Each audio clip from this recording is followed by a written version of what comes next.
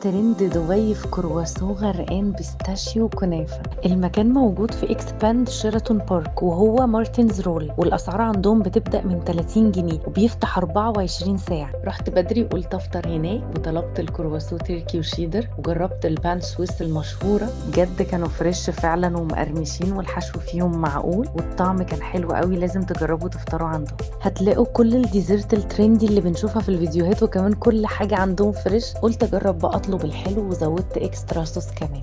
الكرواسون كله عندهم كان شكله حلو قوي.